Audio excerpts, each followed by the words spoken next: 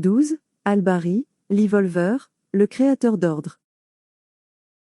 Al-Bari est l'un des 99 noms d'Allah, ou Asmaul Husna, dans la tradition islamique.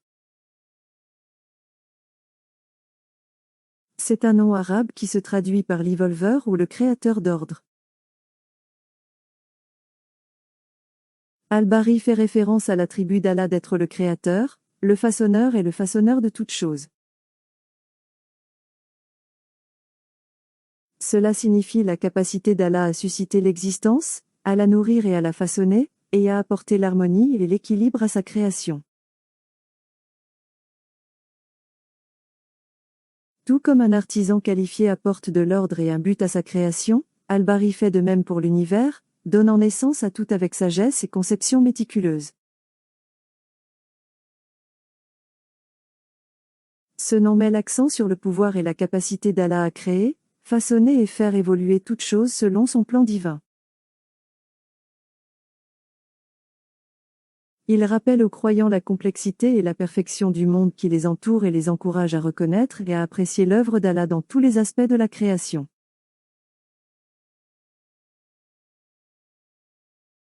Al-Bari, en arabe, est celui qui a décrété que les choses existent à partir de rien d'une manière spécifique, crée une forme à partir de rien qui n'a ni modèle ni similitude. Il manifeste ses créations en parfaite harmonie et dans des proportions parfaites sans aucun défaut.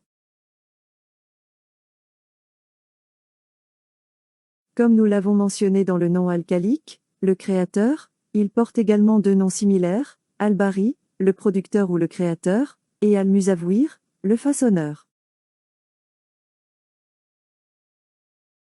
Ces noms peuvent sembler synonymes de la capacité d'Allah à inventer ou à créer, mais ils sont distincts et offrent des nuances de sens. Unique, faisant ressortir différents aspects de la création d'Allah. Par exemple, on dit souvent que ces trois noms représentent un ordre pour sa création. Premièrement, vous avez Al-Khaliq, le créateur. Celui qui produit quelque chose à partir de rien, c'est-à-dire qu'il planifie et crée. Deuxièmement, il est Al-Bari, le producteur, celui qui initie et fait exister. Enfin, il est Al-Musawwir, le façonneur, il organise et façonne l'agencement de la création. Ce qui est étonnant, c'est que ces noms sont suivis dans cet ordre exact en fonction de leur signification dans le verset suivant. Il est Allah, le créateur, l'inventeur, le façonneur. À lui appartiennent les meilleurs noms. Tout ce qui est dans les cieux et sur la terre l'exalte, et lui est le puissant, le sage. Coran 59, 24. Qui vous a créé, vous a proportionné et vous a équilibré? Coran 82, 7.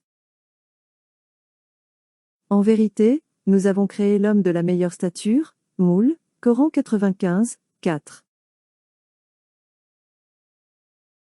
Ceci est un rappel que nous devons être reconnaissants envers Allah pour le vase qu'il nous a accordé.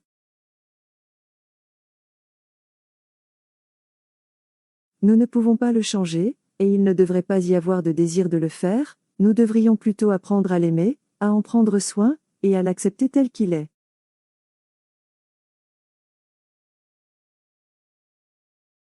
Ce processus ne se produit pas du jour au lendemain. Il n'y a aucune culpabilité à ne pas se sentir bien immédiatement. Mais, en étudiant la dinette, nous comprenons les attributs d'Allah, à savoir qu'il est omniscient, ne fait pas d'erreur et qu'il est le meilleur des créateurs. Nous devons alors examiner nos insécurités et les examiner au microscope. Nous découvrirons ici que nous sommes tous parfaitement imparfaits. En tant que création physique d'Allah, nous sommes parfaitement conçus. Il nous a créés comme il le voulait. La souffrance que nous expérimentons dans notre image de soi vient de l'esprit, et elle diffère de la réalité. Nous sommes imparfaits à travers nos actions et la façon dont nous nous traitons, ces actions peuvent éroder le respect de soi et la dignité, peut-être à un niveau subconscient.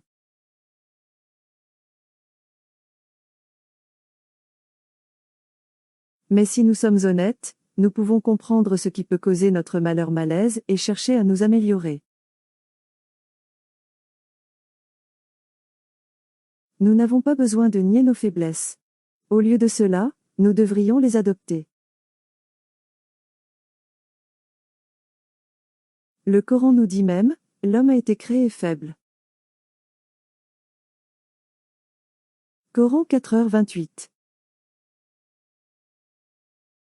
Et vous voyez les montagnes, les pensant rigides, alors qu'elles passeront comme le passage des nuages, c'est l'œuvre d'Allah, qui a perfectionné toutes choses.